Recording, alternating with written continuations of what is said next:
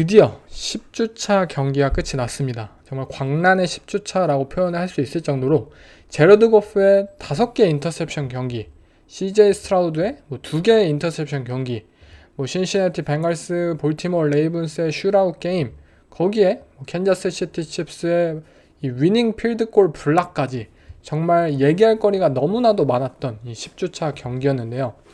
10주차가 막을 내렸고 이제 11주차에 진입하는 현재 상황인데, 앞으로 이 팀들은 정말 한 경기 한 경기가 더욱더 어려울 것이고 더욱더 처절한 경기가 될 것입니다.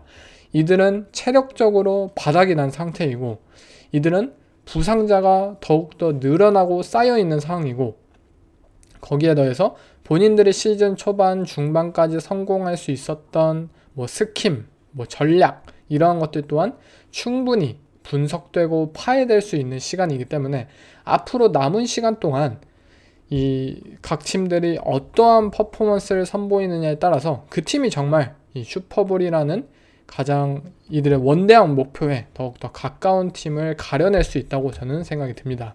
그런 의미에서 이번 주 캔자스 시티 칩스와 디트로이트 라이온스, 이들의 승리 과정 자체가 그렇게 매끄럽진 않았습니다. 하지만 이들은 각자의 다른 방식을 통해서 승리를 결국 만들어냈고, 이 승리를 만들어낸 이 두 팀들의 모습들을 보면서 AFC와 NFC 가장 슈퍼볼에 근접한 팀이지 않을까라고 또 한번 느낄 수 있었습니다.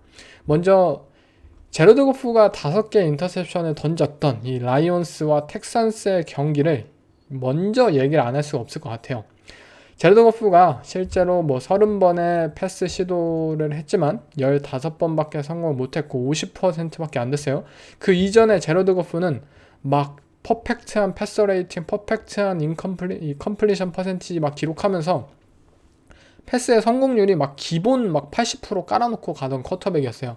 하지만 이 경기에서 이 컴플리션 퍼센티지가 50%밖에 안 되고 2개의 터치다운과 5개의 인터셉션을 만들어냈습니다. 그만큼 이 휴스턴 텍산스의 디펜스가 이 기회를 잘 엿보기도 했고, 또 디트로이트 라이온스가 이 제러드 고프가 개인적으로도 좀 힘든 경기를 치렀었는데요. 저는 이 제러드 고프의 5개의 인터셉션은 정말 고프가 다 잘못해서 이게 벌어진 이 스탯은 아니라고 생각이 들고요. 한 개는 이 헤일 메리 패스를 이제 전반전 끝나기 직전에 던지다가 그것이 기록되기도 했고, 또 전반전에 2개의 패스는 어쨌든 한 명은 수비수의 이 손에 튕겨져 나간 공이 이게 자연스럽게 인터셉션으로 연결이 되기도 했고, 운이 좋지 않았다고 저는 3개의 인터셉션은 운이 굉장히 좋지 않았다라고 생각이 들었고요. 또 나머지 2개의 인터셉션도 결국 이 리시버와의 호흡이 맞지 않고, 누가 잘못한 것이냐 그것을 판단하기는 어렵지만, 리시버가 이게 어쩌면 잡았을 수도 있는 패스를, 또는 제러드 고프가 어쩌면 리시버에게 맞춰줄 수 있었던 그 패스들, 장면에서 그런 인터셉션이 나왔던 만큼 정말 제러드 고프라는 쿼터백이 뭔가 총체적으로 무너져서 못했다라기보다는 무언가 그냥 잘 풀리지 않았던 몇 개월에 한 번씩 1년에 한 번씩 그러한 경기들 어쨌든 선수들마다 다 가져가잖아요. 그러한 일시적인 경기이지 않았나 싶고, 제러드 고프가 어쨌든 5개의 인터셉션을 만듦에도 불구하고 나머지 경기, 나머지 플레이 속에서 본인만의 플레이를 잘 펼쳐냈고, 그를 바탕으로 어쨌든 이 극적인 이 역전승을 거둘 수 있었던 이 발판을 마련했다는 만큼, 고프가 정말 옛날에 LA 램스 시절의 제러드 고프였다면 이 인터셉션 속에서 진짜 무너져가지고 펌블도 저지르고 또 다른 턴오버로 연속적으로 이어지던가 추격하고 이러한 것들은 기대할 수 없었던 그런 선수였잖아요. 그런데 그래도 이 디트로이트 라이온스라는 팀에서 끝까지 포기하지 않고, 오케이 내가 잘 안 풀린다? 그러면 디트로이트 라이온스, 자미르 깁스와 데이비드 몽고메리가 있잖아. 이들이 잘 전진해주지 못한다고 하더라도 이들을 통해서 차분차분히 이 런게임을 주도하면서 시간을 벌고 우리의 디펜스에게 체력적으로 큰 이익을 주고, 거기다 나 또한 템포와 리듬을 좀 되찾는 그런 시간을 벌어내고, 그런 상황 속에서 플레이 액션 오펜스도 펼쳐내고, 또 필요한 상황에서 썰드 다운, 우리 팀의 리시버들이 뛰어나잖아. 그런 것들을 믿고 계속해서 플레이하면서 결국 역전승을 만들어냈습니다. 이런 모습들을 보면서 라이온스라는 팀이 정말 어떻게 승리를 추구하는 방법에 있어서 굉장히 훌륭한 팀이다 라고 인상을 많이 받았는데요. 이들은 분명 런 게임이 잘 통하지 않았습니다. 휴스턴 텍산스의 디펜스는 오케이 맨 커버리지 뭐 블리츠 행하면서 라이온스의 리시버들 안 무서워 라는 전법을 통해서 계속 제러드 고프에게 직접적인 압박 주고, 그리고 이 디트로이트 라이온스의 러싱 게임을 차단하기 위해서 많은 노력을 표했습니다. 그렇기에 어쩌면 라이온스는 이 러싱을 포기하는 것이 맞아요. 그리고 뭐 제러드 고프에게 더 많은 패스 시도를 주었을지도 몰라요. 추격을 하는 상황이었으니까. 그럼에도 불구하고 오케이 라이온스는 조급해하지 않았습니다. 우리는 우리의 타이밍이 올 때까지 우리의 방식을 한번 두드려 보고 그것을 바탕으로 우리의 시간이 왔을 때 그 참았던 것을 다 표출해 내보자 라는 식으로 이 경기를 접근하였고, 실제로 라이온스는 전반전에 정말 이 점수차도 많이 벌어지고 후반전에 굉장히 또 한 번 무너질 수 있었던 그런 경기가 펼쳐졌지만 차분차분히 런게임을 통해서 이 경기를 끌어가면서 이들은 역전의 발판을 마련할 수 있었습니다. 저는 라이온스라는 팀이 이렇게 굉장히 힘든 경기 속에서 계속해서 매주 승리하고 뭐 원정 경기에서도 이런 승리를 하고 이러한 모습들을 보면서 이 팀이 진정 터프하고 모든 이러한 위기와 정말 고난을 극복할 수 있는 팀이다 라고 매주 큰 인상을 받고 있었습니다. 상대팀이었던 휴스턴 텍산스도 좋은 경기를 펼쳤습니다. 이들은 전반전에 상대를 압도하였고 실제로 이 경기는 텍산스가 승리를 했어야 할 경기였다고 생각이 들어요. 그러한 상황 속에서 CJ 스트라우드도 굉장히 좋은 경기를 펼쳤습니다. 전반전에. 그렇지만 무언가 본인들의 그런 의도로 경기가 흘러가지 않았죠. 계속해서 필드골의 실패도 나오고 후반전에 인터셉션도 나오고, 라이온스도 사실 비슷한 전략이었어요. 라이온스의 디펜스는 이 휴스턴 텍산스의 얇은 이 리시버진을 그렇게 존경하지 않았고 실제로 계속해서 맨 커버리지와 스트라우드가 현재 부족했던 이들의 패스 프로텍션을 계속해서 공격하는 방식으로 이 게임을 준비하였고, 스트라우드는 이번 경기에서도 굉장히 많은 프레셔에 시달렸어요.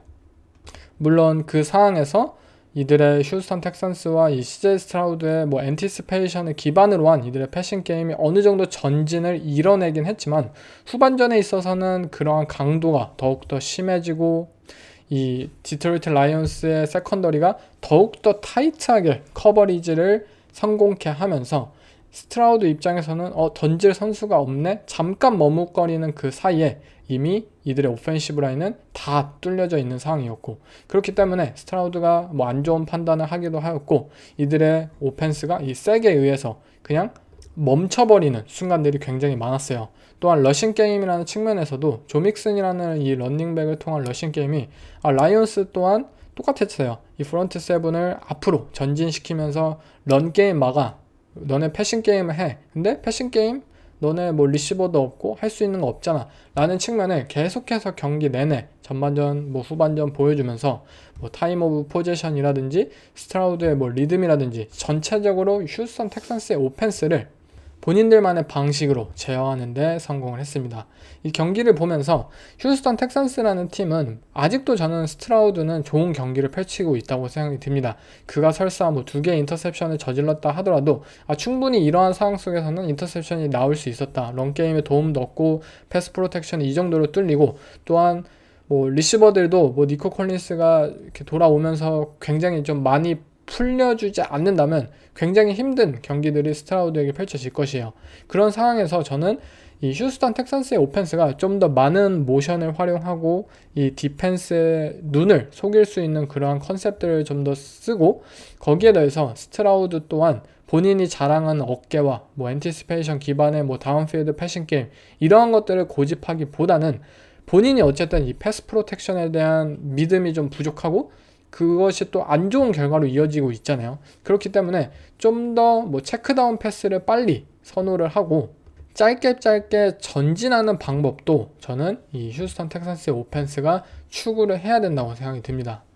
스트라우드의 루키 시즌에도 이 단점으로 거론되었던 점인데, 스트라우드라는 쿼터백은 너무나도 뛰어나고 너무나도 훌륭하고 이 패싱에 있어서 너무 일가견이 있는 쿼터백이기 때문에 너무 이 많은 보상을 원해요. 플레이 하나하나마다. 그렇지만 때로는 이 경기를 조율하는 것이 더 중요하고 때로는 다음번의 기회를 이제 강구하는 것이 더 옳다라는 것을 이 쿼터백도 어느 정도는 인정을 하고 팀 입장에서도 그것을 극복하기 위해서 좀 더 패싱 컨셉에 있어서 뭐 추가를 한다든지 이 스트라우드를 지지할 수 있는 그런 오펜스로 이들이 변모해야 하는 것이 이들의 뭐 슈퍼볼 컨텐더로서의 가장 필요한 덕목이지 않나 싶습니다. 다음은 위닝 필드골 블락으로 경기에 승리한 무패 팀이죠. 9승 0패를 거두게 된 캔자스 시티 칩스입니다. 14대 16으로 이 덴버 브론코스가 정말 좋은 경기를 펼쳤지만 어쨌든 승리는 캔자스 시티다. 이들은 막을 수는 없다라는 것을 다시 한번 확인할 수 있었는데요. 먼저 덴버 브론코스라는 팀은 이 경기에 굉장히 좋은 풋볼을 펼쳤습니다. 보닉스 또한 굉장히 좋은 이 플레이들을 펼쳤고 이들의 디펜스 정말 맨 커버리지 이 활용을 하면서 캔자스 시티 칩스의 리시버들을 꽁꽁 묶어내는 데 성공을 하였고 또한 패트릭 마홈스라는 이 쿼터백을 상대로 무려 4개의 색을 가져오면서 이 중요한 다운 상황마다 이 패트릭 마홈스를 색을 하면서 이것이 터치다운으로 충분히 연결될 수 있는 드라이브였지만 색을 당해서 뭐 필드골로 막히든지 아니면 뭐 상대 진영으로 넘어갈 수 있는 중요한 상황에서 또 색으로 연결된다든지 지속적으로 이 패트릭 마홈스를 괴롭힐 수 있었던 이들의 디펜스 굉장히 좋은 퍼포먼스를 이번 주에 선보였었는데요. 덴버의 입장에서는 어쨌든 이 칩스의 인테리어 오펜시브 라인은 굉장히 막강하다는 것을 알고 있어요. 반면에 칩스의 양 오펜시브 태클들은 특히 이 레프트 태클 자리가 굉장히 빈약하다는 것을 이들은 분명히 알고 있었고 이를 막기 위해서 이 덴버 브론코스는 무조건 이 5맨 디펜시브 라인맨을 세우면서 양 태클들은 1대1 상황에서의 매치업을 유도시키고 인사이드에 뭐 스턴트나 또는 패스러쉬를 감행하는 척 하면서 뭐 커버리지로 드랍을 한다든지 인사이드로의 패스러쉬는 오히려 뭐 관심을 두지 않는 척 오히려 뭐 포기하는 척 하면서 이 양 태클들과의 그러한 이 매치업을 통해서 이들은 패트릭 마홈스에게 프레셔를 주기를 원했고 그런 상황에서 뭐 때때로 나오는 뭐 크리퍼 컨셉이라든지 이런 활약을 통해서 이 캔자스 시티 칩스의 이 패스 프로텍션을 완전히 망가뜨리는 데 성공을 했습니다. 션 페인튼 감독이 분명히 굉장히 좋은 이 게임 플랜을 준비해왔다고 생각이 들었어요. 덴버 입장에서도 이 캔자스 시티 칩스의 디펜스를 상대로는 분명히 많은 득점을 하지 못할 것이에요. 오케이, 그렇다면 이 보닉스와 이들의 러싱 게임을 바탕으로 해서 때때로 뭐 한두 번의 이 터치다운을 만들어내고 우리가 그 이후에는 뭐 필드골이나 이런 것들을 통해서 정립을 해나가고 상대 오펜스를 이 본인들의 강력한 디펜스를 바탕으로 꽁꽁 묶어내서 이 마지막 필드골 찬스를 통해 경기를 승리한다 라는 것은 사실 굉장히 좋은 이 게임 플랜이었죠. 하지만 그 상황에서 마지막에 이 필드골이 블락될 줄은 뭐 아무도 몰랐겠죠. 그리고 상대팀이었던 캔자스 시티 칩스는 이들은 분명히 이 자기 객관화가 굉장히 잘 된 팀이에요. 캔자스 시티 칩스는 이날 덴버 브론코스의 디펜스를 정말 버거워했습니다. 말 그대로. 카림 헌트나 뭐 칼슨 스틸이나 이들의 런닝백을 바탕으로 한 러싱 게임마저 이 트렌치 싸움에 있어서 번번이 패배를 하면서 굉장히 큰 뭐 야드 전진을 하지 못하였고 결국 마홈스의 입장에서 이 패싱을 하는 그 시도가 많아졌어요. 그렇지만 마홈스 또한 뭐 다운필드 패싱이나 뭐 자비에르 월디에게 뭐 60야드 뭐 딥볼 던지고 이렇게 하기보다는 왜냐면 던질 시간도 없고 그리고 이 덴버 브론코스의 세컨더리를 상대로 이들의 리시버진들이 확실한 세퍼레이션을 벌릴 것이라고 생각을 못했으니까 결국 마홈스 또한 이 딩크앤덩크 타입의 이 체크다운 패스를 굉장히 많이 던진 경기였고 그것을 통해서 어쨌든 드라이브를 지속적으로 전진할 수 있었고 중요한 썰드다운 상황마다 뭐 마홈스의 스크램블이라든지 아니면 트래비스 켈시의 활약이라든지 또는 런닝백들의 체크다운 패스가 카리먼트 26야드 전진 그리고 사마즈 피라인 또 35야드짜리 패스 전진을 하면서 지속적으로 이 필드골의 그 기회라도 얻을 수 있는 그러한 모습들을 보일 수가 있었습니다. 그리고 오펜스가 이렇게 잘 풀리지 않았던 경기였지만 이 디펜스에서의 활약이 또 한번 캔자스시티 칩스의 승리를 지켜주었고, 디펜스 또한 마지막 이 드라이브에서 이 필드골 레인지까지 허용을 하면서 어쩌면 또 다른 스페셜 팀의 이 도움이 필요했을 때 캔자스시티 칩스는 이들의 스페셜 팀이 정말 그때 극적인 활약을 펼치면서 팀의 승리를 확정지을 수 있었습니다. 칩스라는 팀이 정말 대단한 것은 오펜스, 디펜스, 스페셜 이 모든 세 부분에 있어서 각기 선수들이 본인들의 역할을 충분히 해낸다는 것이고, 상대가 어떤 모습을 펼치고 어떤 플레이를 펼치느냐에 따라서 본인들만의 방식을 바꿔내면서 승리에 최적화된 이 플레이들을 펼친다는 것이 굉장히 인상적이고, 이들이 그렇기 때문에 그 이전에 현재 슈퍼볼 리핏을 해냈고 앞으로 3핏의 가능성이 가장 높은 팀이지 않을까 싶었습니다. 더 이상 이 앤디 리드라는 감독은 우리가 몇 년 전에 알고 있었던 게임 매니지먼트에 약하고 정말 역전 패배를 잘 당하고 이러한 감독이 아니에요. 더 이제 많은 득점을 추구하고 이러한 감독이 아닙니다. 이 감독은 어떻게 해서 승리를 지킬 수 있는지 가장 잘 아는 감독이고, 그에 따라서 본인들의 이 플레이를 어떻게 펼쳐야 하는지에 대해서 잘 준비를 해오고, 그것들을 시츄에이셔널 풋볼을 통해서 충분히 성공케 할 수 있는 굉장히 리그에 몇 안 되는 그런 능력을 가진 감독이죠. 결국 이 경기가 캔자스시티 칩스가 운이 좋았다, 또는 필드골 블락은 뽀록 아니냐 이렇게 생각을 하실 분들도 있겠지만, 이들의 스페셜 팀의 올 시즌 내내 보여주었던 활약을 본다면 이 필드골 블락은 정말 운이 아닙니다. 이들은 진짜 실력이에요. 거기에 더해서 필드골 블락을 만들었던 이들의 라인베커였죠. 르오 샤넬 또한, 이 르오 샤넬이라는 선수는 이 디펜스에서 이번 시즌 초에 굉장히 큰 활약을 펼쳤죠. 이 패스러시도 하고 또 인사이드 라인베커로서의 활약도 펼치고, 그런데 디펜스에서의 이 활약을 못했지만 또 이 스페셜 팀에서 충분히 본인의 기회를 받아서 그 활약을 펼치는 모습들을 봤을 때는 이 칩스의 선수들은 정말 터프하고 정말 팀 이타적인 선수들이다. 어떠한 상황에 놓여 있더라도 이 팀을 위해서 정말 열심히 뛴다는 것은 굉장히 이들이 단단한 컬처를 가지고 있다는 것을 증명하기도 합니다. 캔자스시티 칩스의 연승이 언젠간 깨지겠죠. 당장 다음 주에 깨질 수도 있고 언제쯤 깨질 수는 있겠죠. 그렇지만 중요한 것은 이 팀은 정말 3페이지 모든 부분에 있어서 이 활약을 펼칠 수 있는 팀이다라는 것, 그리고 이러한 팀이 리그에 정말 몇이나 될 수 있을지 그것들을 한번 생각해 보셨으면 좋겠습니다.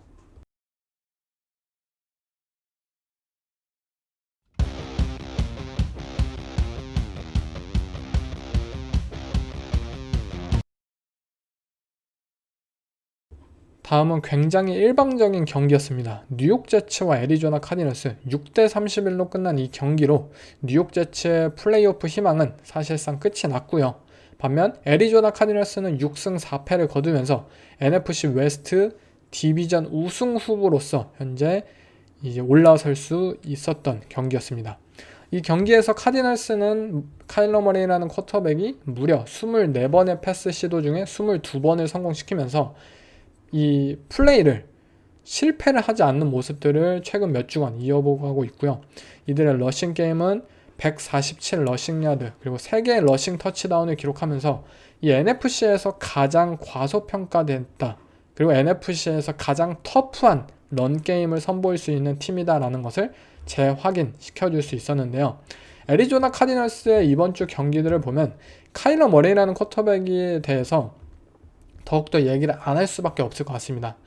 지난 시즌 초반에 분명히 카일러 머레이가 고전했던 부분들, 만약 포켓 안에서 디펜스가 이 패스러쉬를 감행하는 그런 게임 플랜을 준비해 오고, 이 본인이 자랑하는 스크램블이라든지 또는 요리조리 오가면서 이 리시버의 오픈 찬스를 만들어 내주고 그런 상황에서 던지는 이런 패스가 만약에 제약이 걸려 버렸다면, 정말 포켓 패서로서의 플레이를 펼쳐야 하는 상황이 왔더라면 카일러 머레이라는 쿼터백은 분명 시즌 초반까지 부진한 모습을 많이 보여주었습니다. 그렇기 때문에 경기의 기복이 굉장히 심하기도 했고, 때때로 뭐 일방적인 패배를 당하기도 하였죠. 하지만 그 이후로 시즌 중반부터 이들은 지속적으로 포켓 안에서의 플레이를 연구하기 시작을 했습니다.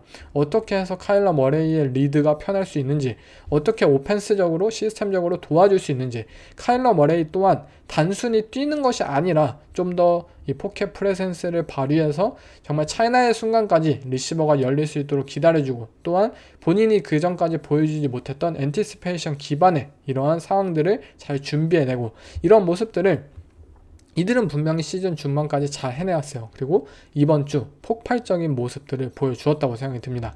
카일러 머레이는 정말 아마 전반전에 이 3개의 터치다운을 기록하는 모습들 중에서 전반전에 단 한 번도 스크램블을 하지 않았습니다. 이 경기에 카일러 머레이는 뭐 레드존 상황을 제외하자면 뭐 한 번밖에 이 러싱 시도를 안 했다, 이 스크램블을 시도하지 않았다 라고 평가할 수 있을 정도로 카일러 머레이는 이 경기에 뛰질 않았어요. 그냥 포켓 안에서 그냥 세워라 내워라 있었는데 그게 엄청난 파괴력을 야기했다는 것이죠. 이 애리조나 카디널스의 리시버들은 뭐 굉장히 빅네임들은 없습니다. 뭐 마빈 해리슨 주니어 루키 리시버가 좋은 활약을 펼쳐주고는 있지만 어쨌든 굉장히 유명하고 그런 리시버들은 없어요. 그렇지만 이들은 굉장히 터프하고 이 피지컬한 플레이들을 펼칠 수 있는 선수들로서 트레이 맥브라이드라는 타이트엔드가 이 미스테크를 만들어가지고 그것을 이 썰드다운 상황에서 퍼스다운 갱신해냈던 그 하이라이트성 플레이, 여러분들도 다 보셨잖아요. 제가 왜 애리조나 카디널스라는 팀을 왜 굉장히 과소평가된 터프한 팀이라고 부르냐면, 이 선수들 뭐 제임스 커너나 맥브라이드나 이러한 선수들 정말 이 심판의 휘슬이 불리기 전까지 상대 디펜스에 뭐 태클이 들어온다든지 뭐 본인을 뭐 넘기려고 한다든지 상관없어요. 그냥 무조건 앞만 보고 야드를 전진해 나가는 선수들이에요. 그러한 노력들 하나하나가 쌓여가면서 이들은 다운을 갱신할 수 있는 것이고, 이러한 노력 덕분에 카일러 머레이 또한 더욱더 편안하게 플레이를 펼칠 수 있었던 것이죠. 이 카디널스의 오펜시브 코디네이터인 이 드류 패칭 코치가 저는 굉장히 좋은 이 시즌의 그런 프로세스를 거쳐가고 있다고 생각이 들고요. 아마 시즌이 끝난다면 이 드류 패칭에 대한 뭐 감독 콜이 어느 정도 많이 나오지 않을까라고 기대를 해볼 수 있을 것 같습니다. 반면 뉴욕 제츠의 경우 또 한 번에 한숨밖에 나오지 않죠. 에런 로저스는 35번의 패스를 던졌지만 22번밖에 성공을 하지 못하였고, 이들의 패싱 야드는 151야드, 뭐 셋까지 합하면 128야드, 평균 뭐 야드가 4.3밖에 되지 않는 등, 애리조나 카디널스 카일러 머레이의 이 평균 야드는 11.1이었어요. 근데 4.3, 뭐 거의 3배 차이가 나는데, 그 정도로 이 뉴욕 제츠의 오펜스가 또 한 번 부진을 하였고, 이제 더 이상은 뭐 핑계를 댈 거리도 없고, 더 이상은 뭐 탤런트가 부족하다 이러한 엄프를 할 수도 없고, 디반테 아담스 영입 이후에 디반테 아담스는 단 한 번도 100야드 이상을 돌파하는 경기를 펼쳐주기도 못했고요. 그냥 또 한 번 이 선수들의 말을 듣다가 정말 오합지졸이 된 그러한 팀으로 또 한 번 남게 될 뉴욕 제츠이지 않을까 싶은데요. 뭐 계속해서 이 팀의 오펜스에 대해서 말씀을 드리지만 어떠한 컨셉이 없습니다. 그냥 뭐 좋은 선수들이 있으니까 이 선수들에게 뭐 알아서 해주겠지 라는 그냥 오펜스 플레이 콜이 지속적으로 나오고 있고, 이들의 오펜시브 라인이 약하다라는 것을 인지하지 아직도 못하고 있고, 그렇다고 이들의 최고의 선수들이 런닝백이다 라는 것을 또한 인지하지도 못하고 있고, 만약 그렇게 굉장히 뛰어난 리시버들이 있고 게럿 윌슨, 뭐 디반테 아담스, 이들이 뭐 이들의 가슴팍에 공을 주는 것이 목적이라면 굉장히 쉬운 뭐 컨셉들을 소화를 하면서 뭐 샌프란시스코 나이너스의 오펜스가 뭐 자주 하는 것들 있잖아요. 뭐 디보 사뮤엘이나 뭐 브랜든 아이육이나 이 선수들이 뭐 짧은 그러한 스페이싱 상황 속에서도 공을 가지고 그들만의 힘을 통해서 뭐 10야드, 20야드를 전진시킬 수 있는 그러한 약 플레이들이라도 뭐 가져온다든지. 그런데 이들은 아무런 노력도 하지 않고 있습니다. 그냥 뭐 열리겠지. 그냥 뭐 페이드 라우트 던지면 뭐 열리겠지. 뭐 슬랜트 라우트 그냥 내가 좋아하니까 이거 고집할 거야. 근데 애리조나 카디널스의 디펜스는 다 알고 있고 상대 디펜스? 누가 몰라요. 에런 로저스가 그런 플레이 좋아하는 거. 애리조나 카디널스의 디펜스가 이날 썰드다운 상황에서의 제로 블리츠를 굉장히 많이 사용했습니다. 그런데 그 경기 플레이마다 에런 로저스의 패스는 리시버에 거의 한 5야드 이상 떨어져 나가는 패대기 패스를 계속적으로 쳤어요. 이것이 무엇을 의미하느냐? 애리조나 카디널스라는 팀이 썰드다운 상황에서 제로 블리츠를 선호한다는 것은 모두가 알고 있습니다. 그런데 뉴욕 제츠라는 팀만 오직 준비를 해오지 않았습니다. 우리 팀이 이 카디널스라는 팀을 이제 이번 주에 상대를 해야 하고 이들을 위해 어떤 게임을 준비해야 할까라는 점에 있어서 분명 이 제로 블리츠를 상대로 우리는 확실한 오펜스 컨셉을 가져가자. 만약 우리 팀의 오라인이 잘 버텨준다면 뭐 스프레드 포메이션을 통해서 리시버들을 통해 뭐 더 많은 이 빅플레이를 노려볼 수도 있을 것이고, 오케이 우리 팀의 오라인이 부족하다 그러면 뭐 추가적인 엑스트라 블러커들을 활용해가지고 리시버들의 그런 뭐 스크린 패스라든지 또는 1대1 상황에서 그런 짧은 뭐 숏 패스를 통해서 전진할 수 있도록 만든다든지 확실한 플레이들이 준비되어 있어야 했지만, 이들은 그냥 제로 블리츠 펼치면 잠깐만 뭐 해야 되지? 잠깐 일단 해보자. 근데 에런 로저스의 패스는 리시버와 5야드 이상 이 땅에 패대기 쳐져 있는 상황들이 지속적으로 야기가 되었습니다. 저는 모르겠어요. 뉴욕 제츠의 다음 시즌 감독이 누가 될지 모르겠습니다. 하지만 어쨌든 이 선수들 위주로 이 목소리가 굉장히 크고 어느 한 뭐 구심점도 없이 리더십도 없이 돌아가는 이 팀을 해결하기 위해서는 과연 어떠한 감독이 와야지 이 팀이 정말 좋은 팀으로 거듭날 수 있을까요? 저는 아직은 전혀 감이 오질 않습니다. 디비전 라이벌리 게임에서 예상치 못했던 업셋이 일어나기도 했었는데요. 애틀랜타 팔콘스와 뉴올리언 세인츠, 이 굉장히 센 라이벌리 대결의 결과는 17대 20으로 세인츠가 홈에서 승리를 거두었습니다. 이날 경기에서 우리가 알고 있는 이 구영애 선수가 무려 3개의 킥을 실축을 하면서 뭐 필드골 블락된 상황도 있었고, 아무튼 4번의 필드골 시도 중에 한 번밖에 성공을 하지 못하면서 팔콘스가 뭐 패배하는데 지분이 되기도 했었는데요. 물론 이 경기는 이 키커에 대한 부분이 아쉬웠던 경기였어요. 뭐 킥을 다 차서 넣었더라면 어쩌면 팔콘스가 승리를 할 수도 있었겠죠. 그렇지만 제가 주목하고 싶었던 것은 그동안 이 좋은 오펜스 퍼포먼스를 선보이고 정말 뭐 어마어마한 야드도 쌓고 했었던 이들의 컬크 커즌스가 이끄는 오펜스가 왜 이 라이벌 팀을 상대로, 더군다나 뭐 상대팀은 뭐 마샬 레리모어라는 코너백도 트레이드하였고 현재 뭐 임시 감독 체제로서 1주차였고 굉장히 좋지 못한 상황 속에도 불구하고 이 팀을 상대로 부진을 겪었어요. 그리고 이 경기를 보면서 또 한 번 이 확신을 하게 만든 것은 컬크 커즌스라는 쿼터백을 통해서는 그 이상의 것을 만들어낼 수는 없다라는 생각이었어요. 물론 커즌스 정말 좋은 선수입니다. 뭐 36살의 나이에도 불구하고 굉장히 좋은 뭐 터치다운과 인터셉션 이 비율을 가지고 있고 또 생산성을 어쨌든 꾸준하게 보여줄 수 있는 선수로서 현재 애틀랜타 팔콘스가 가지고 있는 다양한 무기들을 활용해서 뭐 6승 4패라는 성적에 있어서 분명히 만족하는 사람들도 있을 것입니다. 그렇지만 이번 주 경기에서 뉴올리언 세인츠의 디펜스가, 이 세인츠의 디펜스는 원래 굉장히 타이트한 커버리지를 펼치는 팀이에요. 이들의 뭐 코너백진, 세컨더리 선수들이 뭐 잘하든 못하든지 어떻게 해서든 상대 오펜스와 리시버들과 타이트한 커버리지를 펼치길 원하는 것이 이들의 아이덴티티고, 그런 과정 속에서 이 디펜시브 패스 인터피어런스 이 페널티가 여러 번 나오기도 했지만 어쨌든 그 방식만이 이 세인츠 디펜스의 색깔이라고 부를 수 있겠죠. 그리고 그렇게 타이트한 커버리지가 펼쳐지는 상황 속에서 애틀랜타 팔콘스의 리시버들이 뭐 세퍼레이션을 잘 벌리지 못하고 있고 좀 더 쿼터백에게 시간이 필요한다든지 또는 쿼터백이 시간을 좀 더 벌어 주어서 리시버들에게 좀 더 오픈 찬스를 벌릴 수 있는 그러한 여유를 만들어 주어야 하는 상황 속에서 컬크 커즌스라는 쿼터백은 그냥 포켓 지방령입니다. 그냥 세워라 내워라 포켓 한가운데 이 드랍백을 마친 후에 그냥 서 있어요.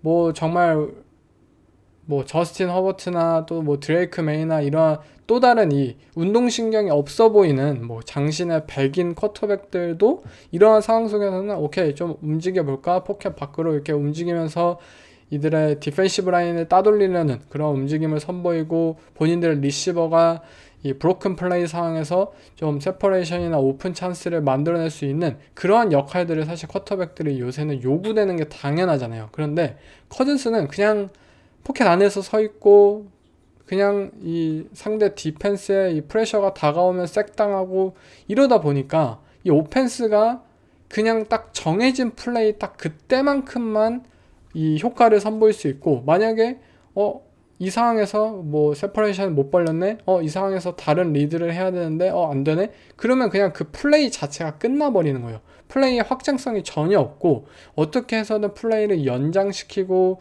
또 다른 팀들과 쿼터백들이 보이는 그러한 마법 같은 플레이들을 커즌스로는 절대 해낼 수가 없다는 것입니다. 거기에 대해서 만약 오펜시브 라인마저 흔들린다?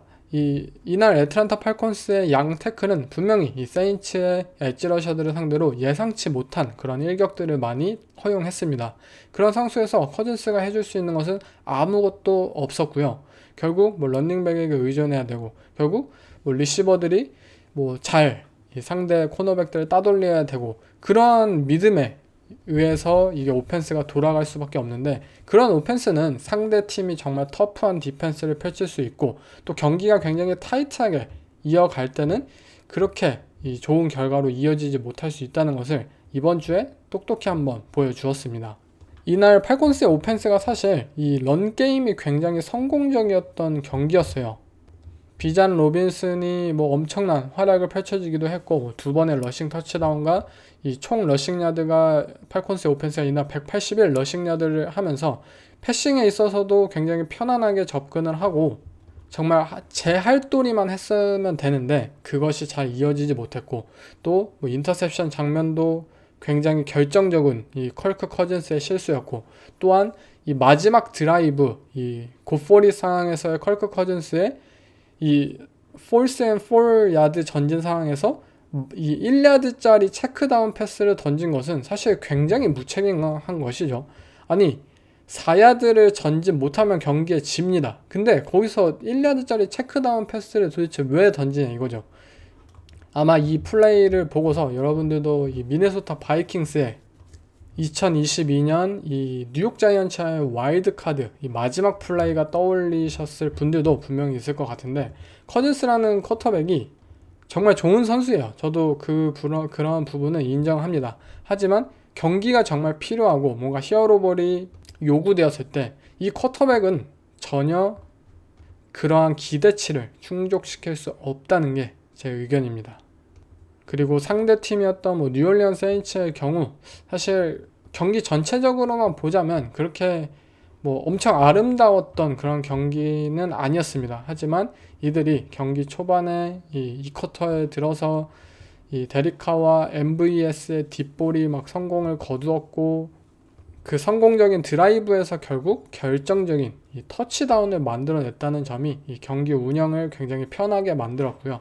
또한 이들의 디펜스, 분명 임시 감독의 밑에서 이 데니스 알렌 디펜시브 플레이 콜러가 떠났기 때문에 어쩌면 구심점을 잃고 또 뭐 마션 레리모어라는 베테랑 선수도 팀을 떠났기 때문에 무너질 수 있었지만, 본인들이 오히려 그러한 상황일수록 결속되어서 더욱더 본인들만의 플레이를 펼치는 모습들을 보면서 경기에 승리를 할 수가 있었습니다.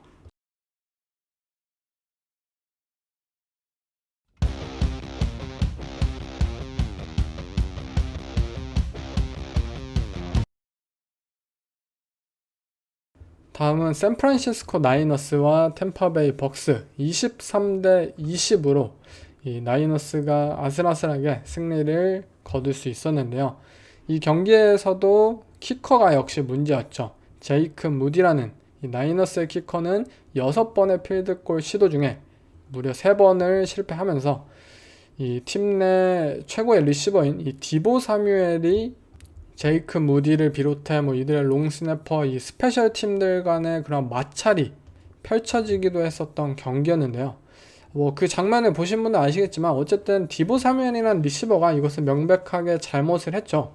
뭐 스페셜 팀이 못할 수도 있고 스페셜 팀이 잘할 수도 있고, 반면에 오펜스가 못할 때는 또 뭐 스페셜 팀이 도와줄 수도 있고, 이 상호 보완적인 풋볼을 추구해야 하는데 뭐 디보 사무엘은 좀 디바 리시버적인 성격이 강하다기 때문에 좀 팀 케미를 해치는 그런 이기적인 행동을 했다고 개인적으로 생각이 들었습니다.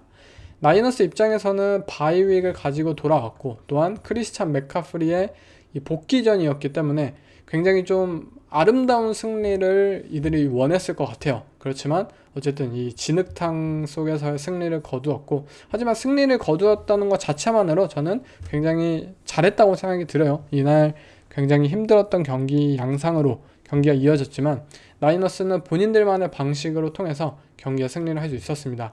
그리고 이 경기에서 나이너스가 승리를 거두는 장면을 보면 볼수록 분명히 브록 퍼디라는 쿼터백은 뭐 올 시즌 얘기를 하는 겁니다. 브록 퍼디라는 쿼터백은 뭐 작년, 재작년에 비해서 확실히 안정성이 떨어집니다. 그렇지만 뭐 누누이 얘기를 드렸지만 이 선수가 스스로 플레이를 창출하는 능력은 굉장히 늘어났어요. 플로어는 좀 낮아졌지만 이 업사이드는 실링은 굉장히 늘어났다라고 표현을 할 수 있겠죠. 그리고 이러한 방식으로 풋볼을 펼쳐야지 현재 나이너스가 승리를 거둘 수 있다고 저는 생각이 듭니다. 나이너스의 리시버진이 현재 굉장히 빈약합니다. 뭐 이번 경기에서 후안 제닝스와 뭐 리키 피어솔, 루키 리시버 이들이 좋은 활약을 펼쳐주긴 했지만 전체적으로 이 벅스가 블리츠를 굉장히 강하게 하고 맨 커버리지를 즐겨 했을 때 나이너스의 리시버들은 굉장히 세퍼레이션을 벌려내는데 힘들어 했습니다. 브록 퍼디가 예전에 브록 퍼디였다면 공을 안 던졌을 거예요. 굉장히 안정적으로 플레이를 펼치기를 원하니까. 하지만 지금의 브록 퍼디 굉장히 타이트한 스로우들을 계속해서 던져내고 뭐 패스의 정확성이 뭐 부족하든 뭐 완벽하든 상관없어요. 일단 던지고 본인에게 이 쿼터백에게 필요한 상황들에 있어서 브록 퍼디가 그러한 기대를 충족시켜주는 플레이들을 펼치고 있고 뭐 스크램블이나 이런 것들을 통해서 때때로 그냥 야드를 버려야 하는 상황 속에서도 플러스 야드를 획득해내고 이런 모습들을 보면서 나이너스 이 오펜스진이 예전과 같지 않은 상황 속에서 브록 퍼디가 그나마 이러한 퍼포먼스를 펼칠 수 있는 쿼터백으로 한 단계 더 나아갔다는 사실이 굉장히 긍정적이지 않을까 싶습니다. 이 크리스찬 맥카프리의 경우에는 이번 주 이 패싱 게임에 있어서는 좀 좋은 활약을 펼치긴 했지만 이 런 게임에 있어서는 13번의 시도 중에 뭐 39 러싱 야드밖에 획득을 하지 못하는 등 경기 전반적으로 아직 이 몸이 풀리지는 않은 것 같아요. 뭐 그의 뭐 컷백이나 뭐 점프 컷 이러한 대단한 활약들이 잘 보여지지 않았다는 점을 생각하면 말이죠. 하지만 나이너스라는 팀이 어쨌든 오펜스의 생산성이 뭐 작년보다 좀 더 떨어질 것으로 예상이 되고 굉장히 터프한 게임이 앞으로도 이어질 것이라는 것을 감안한다면 결국 이 안정적인 키커가 필요할 것으로 생각이 듭니다. 제이크 무디라는 이 키커가 분명 뭐 작년에도 그랬고 올해도 그렇고 불안하잖아요. 사실 이 키커를 보고 있으면 이 선수가 뭐 단순히 드래프트에서 뭐 뽑혔다고 계속 기용할 것이 아니라 우리 팀의 앞으로의 뭐 플레이오프 진출, 뭐 디비전 우승을 위해서 굉장히 한 점 차의 승리가 간절한 그러한 경기들이 펼쳤을 때 과연 이 키커를 믿고 자신 있게 킥을 찰 수 있느냐라는 이 생각을 본인들이 해본다면 제이크 무디로 그게 될까라고 저는 조금은 걱정이 됩니다. 뭐 제이크 무디가 전체적인 뭐 시즌 스탯으로만 보면은 좀 괜찮아 보이네라고 보실 수도 있겠지만 뭔가 시즌 중에 실제 경기를 치르는 과정 속에서 이 선수의 활약들을 보면은 굉장히 불안한 요소들이 많거든요. 그렇기 때문에 이 카일 샤난 감독이 많은 고심을 해봐야 되지 않을까 싶고요. 벅스의 입장에서는 이날 베이커 메이필드가 정말 엄청난 이 처절한 경기를 펼쳤죠. 톰 브래디가 말하기로는 자기가 본 쿼터백 플레이 중에 최고의 플레이다 라고 표현을 했을 정도로 이 베이커 메이필드가 이 닉 보사라는 엣지러셔를 이 스티프 아머로 저지시키면서 본인이 막 스크램블 뛰면서 한 손으로는 이 닉 보사 맞고 그 상황에서 또 패스 던져가지고 퍼스트 다운을 갱신해내는 정말 그 엄청난 뭐 슈퍼 플레이도 펼치는 등 이 벅스의 현재 리시버진이 좋지 않고 이 패싱 게임을 자신있게 이끌어가지 못하는 상황 속에서 또 나이너스의 디펜시브 라인들의 패스러시까지 막 계속해서 다가오는 상황 속에서 메이필드가 정말 힘들었던 경기였어요. 그렇지만 이전의 벅스였다면 이 경기 정말 쉽게 무너졌을 거라고 생각이 들어요. 만약 뭐 점수 스코어가 저는 뭐 한 30대 10 이렇게 일방적인 경기로 펼쳐졌을 거라 예상이 들었지만 지금의 벅스는 어느 정도의 템포를 조절하고 런더볼을 충분히 진행할 수 있는 팀으로 바뀌었어요. 버키 얼빙이라는 이 런닝백, 또 뭐 라샤드 화이트라는 또 넘버 2 런닝백, 이들의 듀오가 터치다운 드라이브, 역전 터치다운 드라이브를 만들어내기도 하였고, 이 라이너스의 런 디펜스를 상대로 충분한 활약들을 보여주면서 어느 정도는 메이필드가 이 패싱 게임에 대한 부족함 상황 속에서 이 러싱 게임을 통해서 채워주면서 이 메이필드의 짐을 덜어주지 않았나 싶은데요. 레프트 태클인 뭐 트리스탄 월프스가 또 한 번의 부상을 당하게 되면서 베이커 메이필드가 올해는 정말 잘 풀리지 않는다. 이미 뭐 4승 6패 이 성적을 거두고 있는 상황 속에서 레프트 태클마저 부상을 당하고 뭐 주전 리시버 이미 없었고, 이 부상자라는 요소 때문에 이 벅스의 올 시즌 메이필드가 정말 좋은 시즌을 보이긴 했지만 이대로 끝나지 않을까라고 생각이 들었네요.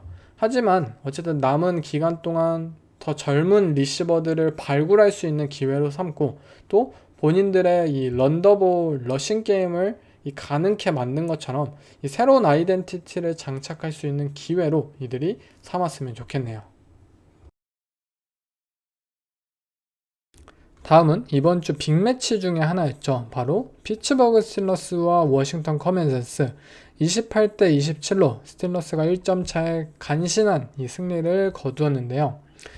먼저 이 경기는 굉장히 아슬아슬했다고 생각이 들어요. 뭐 여러 가지 이 승부처의 요소가 분명히 있었고, 스틸러스가 저는 더욱더 압도적인 경기력을 실질적으로 펼쳤다고 생각이 들지만, 워싱턴 커맨더스라는 팀도 굉장히 단단해서 이 스틸러스가 저지르는 실수들을 잘 파고들고 그것을 항상 터치다운이라는 결과로 만들어내는 등 이 커맨더스라는 팀의 이 좋은 성적이 단순히 뭐 루키 쿼터백의 뭐 센세이셔널한 활약 덕분이다 라는 것이 아니라 정말 오펜스, 디펜스 뭐 정말 단단하다 라고 뭐 경기 운영적인 측면에서도 좋은 팀이다 라는 것을 이번 주 스틸러스를 상대로 충분히 보여준 경기였습니다. 먼저 스틸러스에 대해서 설명을 드리자면, 러셀 윌슨이 이날 뭐 좋은 플레이를 전체적으로 펼친 것은 아니라고 생각이 들었어요. 러셀 윌슨이 이날 뭐 오픈 찬스도 굉장히 많이 놓쳤었고요. 특히 제일 아쉬웠던 것은 뭐 플레이 액션 상황에서 이 타이트 엔드의 리크 컨셉을, 이 와이드 오픈 찬스를 그냥 대놓고 놓쳤죠. 또 여러 가지 뭐 숏패스 상황에서도 그냥 체크다운 패스 던지면 되는데 뭐 안 던지다가 뭐 아쉬운 이 다운 갱신에 실패하는 그런 결과로 이어진 장면도 많았고요. 러셀 윌슨이 뭐 전체적으로 잘한 것은 아니다라고 평가를 하고 싶습니다. 그렇지만 필요할 때 러셀 윌슨이라는 이 쿼터백이 결국 해줬어요. 전체적으로 잘한 것은 아니지만 이 승부처, 이 드라이브에서 정말 점수를 내줘야만 앞으로 경기 운영에 있어서 이 스틸러스에게 더 기회가 많을 것이고 더욱더 운영이 편할 것이다 라는 그러한 승부 때마다 러셀 윌슨은 이 본인만의 그 시애틀 시옥스 시절에도 보여주었던 이 정말 강한 어깨를 바탕으로 한 딥볼 패스, 그러한 것들을 이 본인들의 리시버들의 강점, 이 조지 피킨스라는 리시버는 정말 악동 이미지가 강하고 또 막 세퍼레이션을 잘 따돌리지는 못하지만 어쨌든 이 타이트한 스로우들을 굉장히 잘 잡아내는 리그 최고의 핸즈를 가진 리시버잖아요. 예, 조지 피킨스에도 던지고, 또 마지막 이 터치다운 장면에서는 이 뉴욕 제츠 에런 로저스에게 욕먹고 떠난 이 마이크 윌리엄스를 상대로, 마이크 윌리엄스도 굉장히 키가 크고 피지컬하고 이 LA 차저스 시절에 정말 이 점프볼 캐치에 굉장히 이 능했던 모습들을 보여주었던 리시버잖아요. 그런 리시버들과 이 딥볼 호흡들을 여실하게 보여주면서 러셀 윌슨이 이 필요한 상황에서 그런 플레이들을 충분히 펼칠 수 있는 쿼터백이다 라는 것을 이번 주에도 과감하게 보여주었습니다. 저스틴 필즈라는 쿼터백도 분명 뭐 어느 정도의 활약은 펼칠 수 있겠지만, 이렇게 경기가 뭐 기울거나 또 뒤집어야 하는 상황 속에서 정말 클러치 능력이 필요한 상황 속에서 이 러셀 윌슨만큼의 퍼포먼스를 선보이기에는 힘든 선수인 것이 분명하고, 이 러셀 윌슨을 계속 기용하는 것에 대해서 이 과감한 결정을 내렸던 이 마이크 톰린 감독이 정말 대단한 선택을 했다고 또 한 번 느낄 수 있었던 경기였습니다. 스틸러스는 뭐 러셀 윌슨이 어쨌든 지속적으로 안정적인 이 경기 뭐 패스 이런 것들을 던질 수 있는 선수는 아니다 보니까 뭐 젤런 워렌과 나지 해리스 뭐 굉장히 타입이 다른 두 명의 런닝백들을 지속적으로 스냅을 나눠주면서 굴리면서 런게임 위주로 경기 운영을 시도를 하고 또 본인들이 강력한 이 디펜스를 가지고 있고 또한 뛰어난 스페셜팀을 보유하고 있는 팀답게 어떻게 해서든 이 좋은 필드 포지션을 러셀 윌슨에게 만들어주고 또 그럴 때마다 러셀 윌슨 또한 뭐 한방에 그러한 클러치 능력을 보여주고 이런 모습들이 이들이 현재 성공적인 풋볼을 거둘 수 있는 이 이유라고 생각이 들고 정말 마이크 톰린 감독이 대단한 감독이다라는 것을 이번 시즌에도 또 한번 느끼고 있지 않았나 싶어요. 작년 시즌에도 마이크 톰린 감독은 정말 이 케니 피켓, 뭐 메이슨 루돌프, 뭐 미첼 트루비스키 이 세 명의 쿼터백 여러분들 이름만 들어도 정말 말이 안 되잖아요. 케니 피켓, 메이슨 루돌프, 미첼 트루비스키라는 이 세 명의 쿼터백으로 무려 10승 7패라는 성적을 거두었던 팀이었어요. 근데 올 시즌에는 더욱더 이 뛰어난 모습들을 보여주는 게 정말 이 감독이 왜 5할 승률을 매년 이 루징 시즌을 겪고 있지 않는지 그 이유를 이번 시즌에도 굉장히 잘 보여주고 있다고 생각이 듭니다. 반면 이 상대팀이었던 워싱턴 커맨더스 굉장히 아쉽게 경기를 놓치긴 했는데요. 제이든 다니엘스와 뭐 어스틴 에클러가 이끄는 이들의 오펜스 왜 이 스틸러스의 디펜스에게 당했냐? 스틸러스의 디펜스는 이날 이 제이든 다니엘스라는 루키 쿼터백을 상대로 무조건적으로 이 5맨 패스러시 어드 프런트를 통해서 상대 라인맨의 앞 대가리에 그냥 무조건 디펜시브 라인 한 명씩 배치를 시키면서 제이든 다니엘스를 정말 전 방향에서 이 압박을 할 수 있도록 만들었고 결국 제이든 다니엘스가 사실상 스크램블을 이날 못 보였어요. 이 뭐 러싱 이 스탯을 살펴봐도 3번의 러싱 시도 중에 5야드밖에 기록을 하지 못했을 정도로 제이든 다니엘스의 발을 묶는데 스틸러스가 굉장히 중점적으로 이 게임 플랜을 설계해 왔고요. 그리고 이 블리츠, 맨 커버리지에서 이 프론트 세븐이 굉장히 라인에 당기게 플레이를 시키면서 어스틴 에클라에서 나오는 그런 파워 러싱 게임마저 이들은 차단을 해버렸습니다. 지속적인 맨 커버리지 그리고 프론트 세븐을 계속 당겨서 나오는 이들의 블리츠, 5맨 패스러시 이런 것들을 통해서 제이든 다니엘스와 이 워싱턴 커맨더스 오펜스가 많은 전진을 해내지 못하였고요. 물론 그 과정 속에서 스틸러스의 코너백들의 뭐 이 페널티가 좀 나오긴 했어요. 하지만 그게 다다. 결국 페널티가 나오지 않는 드라이브에서는 커맨더스가 뭐 아무것도 하지 못한다라고 표현을 할 수 있을 정도로 스틸러스의 이날 게임 플랜은 거의 완벽했다고 생각이 듭니다. 커맨더스 입장에서는 지금까지 이들이 어쨌든 이 뭐 뛰어난 오펜시브 라인을 보유했던 것은 아니잖아요. 그럼에도 불구하고 이 제이든 다니엘스라는 이 쿼터백이 가진 발이라는 능력과 함께 이들의 오라인이 뭐 잘 표출이 되지 않았습니다. 뭐 약점이라든지 이런 부분들이. 하지만 더 강한 D라인과 또 그것을 1대1 찬스로 오직 배치시킬 수 있는 그러한 게임 플랜을 가져온 상대한테 이렇게 약한 오라인이다 라고 뚫려버린 이상 앞으로 이 남은 시즌에 있어서 커맨더스가 분명 이 경계를 해야 되지 않을까 싶어요.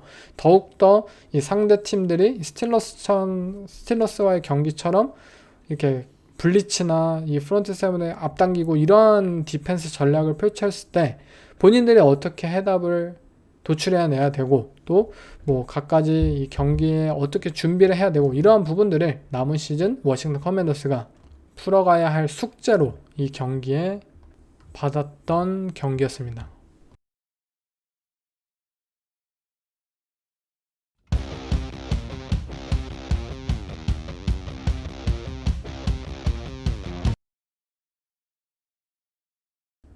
다음은 무려 토탈 야드 402야드 대 143야드의 차이를 만들어냈지만 12대 7로 간신히 이겼던 미네소타 바이킹스입니다.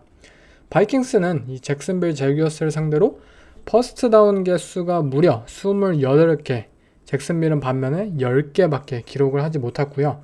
뭐 토탈 야드는 2배가 훨씬 넘는 이 차이를 선보였고, 뭐 러싱 야드, 패싱 야드 정말 뭐 3배 이상 차이 나는데 압도적인 퍼포먼스를 펼쳤고요.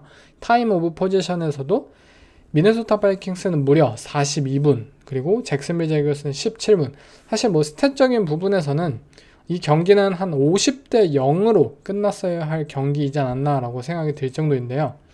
어쨌든 바이킹스가 승리를 거두었지만 이 경기, 이들의 경기력을 봤을 때는 특히 쿼터백인 샘 다놀드의 모습을 보고 있었으면 여러분들 모두 이 바이킹스의 플레이오프 런에 있어서 굉장히 의구심이 많이 들지 않았을까라고 생각이 들었습니다.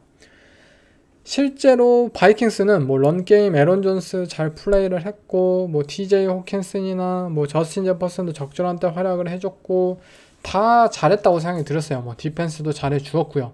그렇지만 샘 다놀드도 경기 전반적으로는 막 잘해요. 그렇지만 결정적인 순간에 이 턴오버, 인터셉션을 만들어내는 굉장히 잘못된 판단들을 이어가는 모습들을 선보였고, 실제로 뭐 3개의 인터셉션 때문에 자꾸 드라이브가 레드존까지 가서 끊기는 모습들이 이어지는 등 인터셉션 장면 모두가 3번의 플레이 모두가 레드존에서 일어나는 등 이 다놀드의 최근 이 퍼포먼스가 굉장히 아쉬운 모습들을 지속적으로 보여주고 있습니다.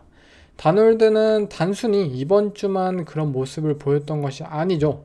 인디애나 콜츠와의 이 9주차 경기에서도 레드존 인터셉션 장면, 그리고 그 레드존 인터셉션 장면도 이번 주와 마찬가지였어요. 그 공을 던지지 말았어야 할 순간에 굉장히 나쁜 디시전 메이킹을 내렸고, 그 디시전 메이킹이 결국 턴오버로 연결이 되었는데요.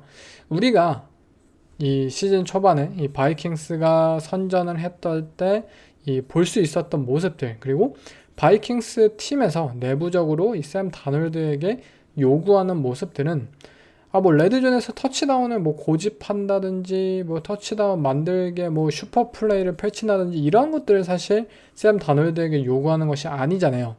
우리는 샘 다놀드가 이 뛰어난 이 바이킹스의 코칭진과 이 오펜스 시스템 밑에서 편안하게 뭐 런더볼을 통해서 오펜스를 드라이브 전진시키고, 또 뭐 팀에서 요구하는 최소한의 패스들만 던져주면서 이 뛰어난 리시버들과의 뭐 활약과 그런 시너지를 일으키면서 정말 이 매니저로서의 활약을 펼쳐주길 이 팀에서는 요구하지만, 다놀드가 최근 뭔가 본인의 이 시즌 중반까지 활약에 도취를 한 것인지 모르겠어요. 본인이 갑자기 나 MVP급 후보였다 막 하면서 나 뭐 활약을 더 보여서 연장 계약 따낼 거야 뭐 이런 모습인지 갑자기 막 욕심을 엄청 부리고 있고, 그러한 여파 때문에 계속해서 이 바이킹스의 한 주 한 주 경기들이 쉽게 흘러갈 수 있는 경기였음에도 불구하고 굉장히 어렵게 한 주를 이어가고 있습니다.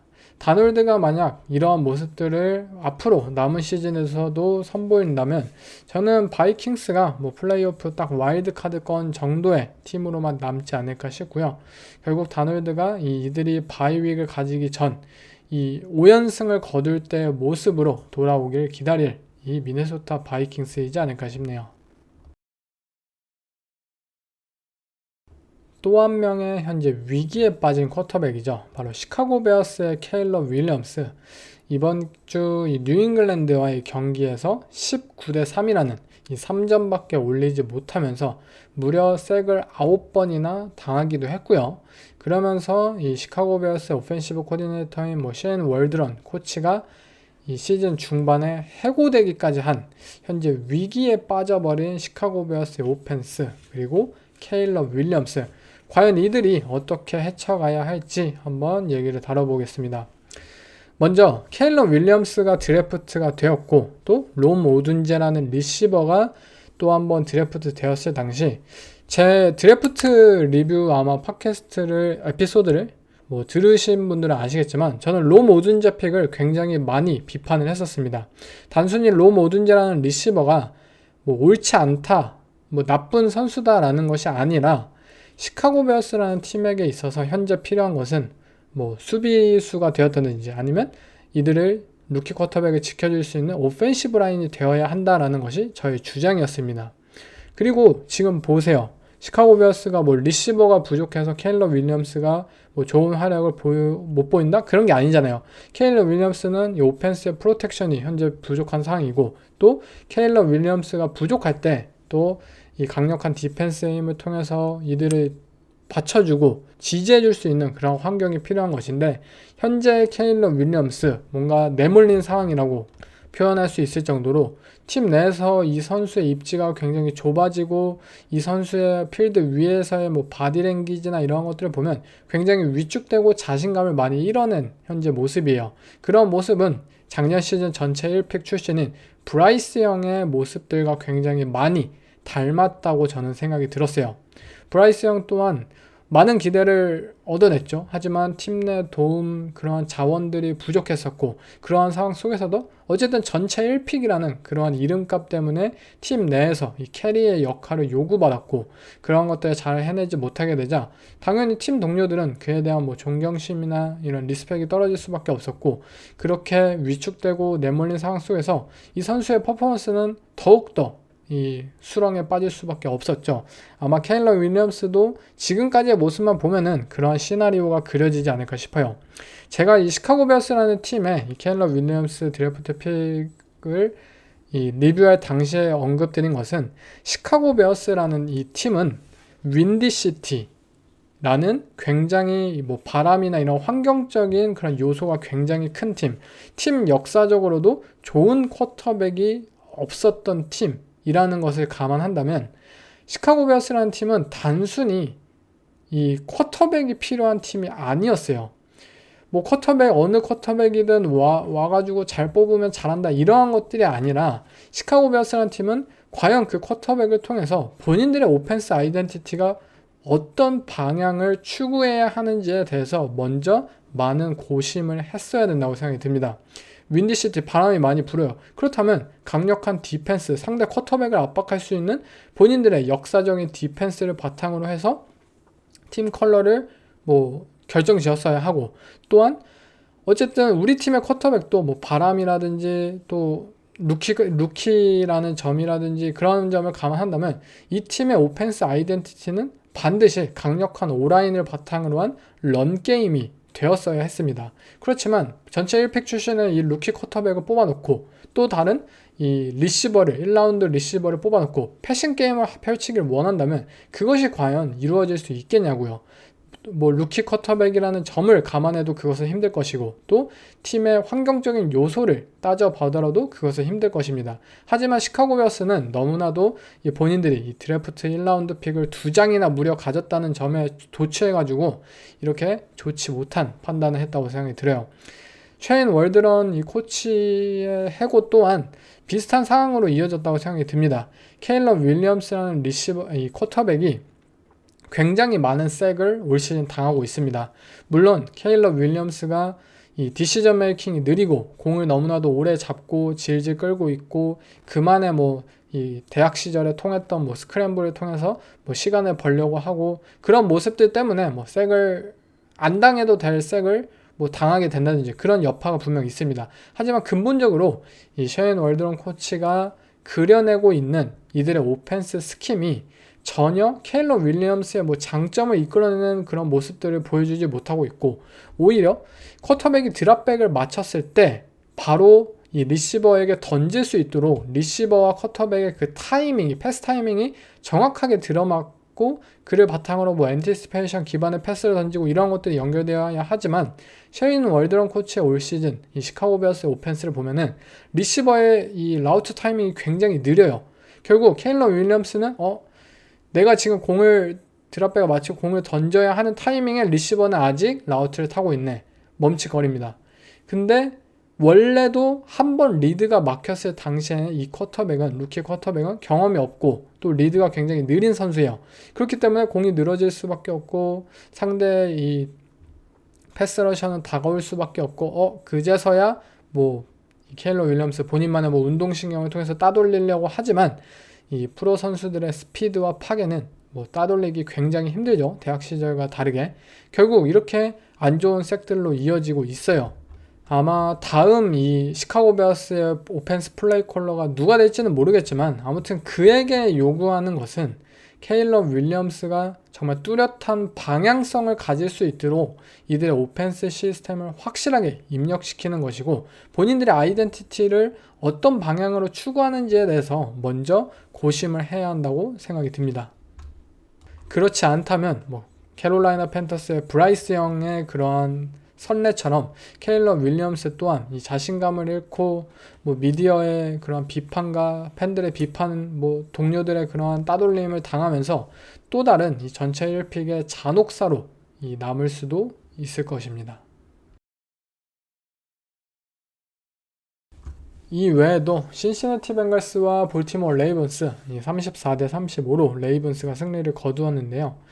조 버로우와 라마 잭슨 현재 리그에서 최고의 풋볼을 펼치고 있는 두 선수라고 생각이 들고, 또 자말 체이스라는 리시버의 활약 정말 대단하다고 생각밖에 안 드네요. 정말 저는 개인적으로 MVP는 조 버로우, 그리고 오펜시브 플레이어 오브 더 이어는 자말 체이스를 시즌 전에 꼽았는데, 그런 모습들이 만약 시즌 초반부터 이들이 터져줬다면 이들이 시즌 운영에 있어서 좀 더 편했을 텐데, 어쨌든 이 뒤늦게 터진 것이 굉장히 아쉽습니다. 거기에 더해서 오펜시브 라인이 안정적이지 못한 상황이고, 또한 감독 또한 이 굉장히 좋지 못한 게임 매니지먼트 능력을 선보이면서 벵갈스의 이번 주 패배 때문에 이 플레이오프가 점점 멀어진 이 현재 상황이지만, 어쨌든 앞으로 이 팀이 플레이오프를 나가든 못 나가든 이 다른 정규 시즌 다른 팀들을 상대로 얼마나 멋있는 이 플레이들을 조 버로우와 자말 체이스가 펼칠지, 그것이 굉장히 기대가 되는 이 경기였습니다.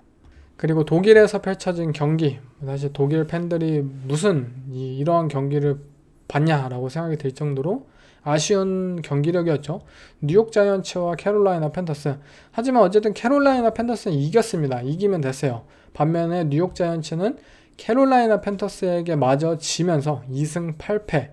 이 데니얼 존스는 무려 2개의 인터셉션을 저지르는 등, 뉴욕 자이언츠라는 팀이 저번 주에 언급을 드렸지만 자이언츠라는 팀들은 지금 본인들이 잘한다고 생각하는 팀이에요. 이 팀은 우리 팀은 슈퍼볼 갈 수 있다라고 근거 없는 믿음을 가지고 있는 팀이 바로 뉴욕 자이언츠입니다. 그렇지만 올 시즌 2승 8패를 거두고 있고, 이들의 4천만 달러의 사나이 데니얼 존스는 올해도 이 똥을 싸고 있습니다. 그런 상황 속에서 과연 이들이 정신을 차리고 현실을 직시하고 이 데니얼 존스를 갖다 버리고 새로운 이 미래를 위한 그런 쿼터백 기용을 한다든지 그런 모습들이 남은 시즌 선보일지 궁금합니다. 왜냐면 이들은 다시 한번 말씀드리지만 본인들이 최고라고 생각을 하거든요. 하지만 그 착각을 하는 순간부터 이 자이언츠라는 팀이 좋은 팀이 바로 될 수가 없는 이유이기도 합니다. 그리고 또 버팔로 빌스와 인디애나 콜츠 30대 20으로 버팔로 빌스가 승리를 거두었고요.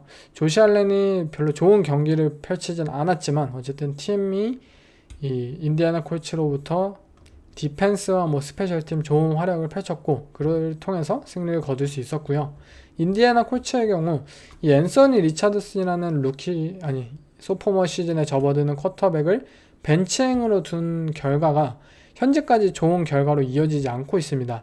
조 플라코가 현재 2연패를 거두고 있고, 2연패를 거두고 있는 상황 속에서 이 플라코의 퍼포먼스가 그렇게 좋은 모습으로 보여지진 않고 있어요. 오히려 턴오버가 많이 나오면서 이 콜츠 오펜스를 자꾸 기복 있는 모습을 펼치게 만들고 있는데요. 콜츠가 과연 여기서 어떠한 판단을 할지 저 또한 궁금합니다. 조 플라코가 만약 한 주 더 못한다면 그때는 앤서니 리차드슨을 기용할 것인가? 앤서니 리차드슨을 만약 기용했다더라도 또 만약에 이 선수가 준비되어 있지 않다고 느껴지면 또 그때 플라코를 기용할 것인가? 이렇게 어쨌든 콜츠 입장에서는 본인들이 뭔가 플레이오프권에 있는 팀이라고 여겨졌고, 실제로 작년 시즌에 이 플레이오프에 굉장히 근접했었던 팀인 만큼 이 뭔가 한 주 한 주 뭔가 당장의 판단을 내려야 한다는 그런 요구 때문인지 모르겠지만 이들의 판단이 좋은 결과로 이어지지 못하고 있고, 그러한 점들이 이 콜츠의 팬들을 우려하게 할 만하지 않나라고 생각이 듭니다. 그리고 테네시 타이탄스와 LA 차저스, 윌 레비스가 그나마 올 시즌 가장 잘한 경기였어요. 하지만 그럼에도 불구하고 팀은 패배를 했고요. 저스틴 허버트의 경우에는 좀 발로 뛰는 모습 또한 선보이면서 이 차저스에서 어떻게 해서든 리시버들을 잘 이끌어내고 하면서 오펜스를 통해 득점을 정말 쥐어짜는 정말 그러한 풋볼들을 펼치면서 이 하버 감독이 정말 대단하다. 어떻게 이렇게 진짜 경기 자체만 보면은 되게 힘들게 진행을 하거든요. 하지만 결과 자체는 17대 27, 뭐 스프레드 커버 해내고 이게 바로 차저스라는 팀이 현재 가지고 있는 이 매력이지 않나 싶네요. 그리고 디비전 라이벌 경기였던 필라델피아 이글스와 댈러스 카우보이스는 쿠퍼 러쉬를 통해서 이 남은 경기들을 이기기에는 굉장히 힘들다. 몇 년 전과는 분명히 상황이 다르다라는 것을 직시할 수 있었던 경기였고요. 이글스의 경우에는 이 빅 판지오 코치가 이끄는 이글스의 디펜스가 점점 패드 레벨이 올라오고 이 선수들의 개인 기량들이 좀 꽃을 피우고 있다고 생각이 들 정도예요. 선수들이 이 디펜시브 라인의 그런 패스 러시, 이런 프레셔 능력 또한 굉장히 시즌 초반과 비교해서는 굉장히 살아난 모습이고, 또 젤런 헐츠 또한 그렇게 좋은 모습은 아니지만 어쨌든 디펜스의 힘과 그러한 지지 덕분에 많은 기회를 얻고 그 속에서 세쿠안 바클리와 AJ 브라운, 뭐 슈퍼스타 선수들의 활약과 함께 어떻게 해서든 경기 결과를 도출해내고 있다고 생각이 듭니다. 그렇지만 역시 닉 시리아니 감독의 그런 유치한 행동들, 갑자기 팀의 분위기를 해치는 그런 행동들은 좀 보기가 싫습니다. 이글스는 터질 수 있는 요소가 감독이라는 것이 정말 웃긴 현실이지 않을까 싶네요. 네, 이상 10주차 돌아보기 에피소드를 마쳐 봤는데요. 진정한 풋볼, 정말 처절하고 정말 강인한 팀들만이 살아남고 그러한 시즌이 정말 돌아왔습니다. 앞으로 경기들, 한 경기 한 경기들 더욱더 예상치 못한 경기들이 펼쳐질 가능성이 높고요.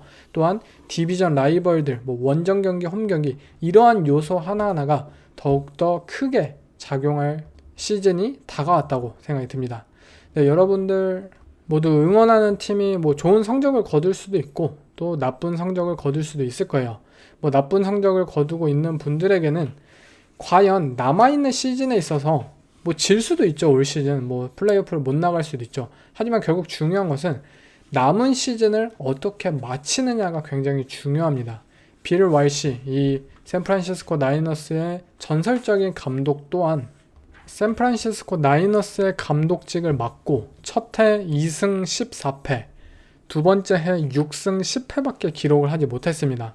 그렇지만 빌 왈시 감독의 이 샌프란시스코 나이너스의 그런 패배 과정 속에서도 나이너스는 분명 발전을 하고 성장을 하고 정말 단단한 팀으로 거듭나고 있음을 모두가 목격을 해왔습니다. 그 결과 빌 왈시 감독은 3년 차에 무려 13승 3패 그리고 슈퍼볼 우승을 차지했고 샌프란시스코 나이너스의 왕조를 건설할 수 있었죠. 이처럼 여러분들 모두 응원하는 팀들이 남아있는 시즌 어떤 모습을 보여주냐, 그리고 그것이 내년 시즌, 내후년 시즌 이들의 미래에 정말 많은 영향을 줄 것이다 라고 생각을 하고 이 남아있는 경기들 또한 재밌게 즐기셨으면 좋겠습니다.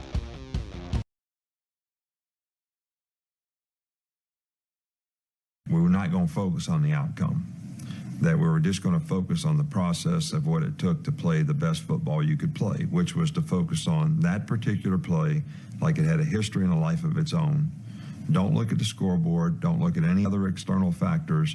Just all your focus, all your concentration, all your effort, all your toughness, all your discipline to execute went into that particular play. And regardless of what happened on that play, success or failure, you would move on to the next play and have the same focus to do that on the next play. And that you would do that for 60 minutes in the game. And then you would be able to live with the results regardless of what those results were.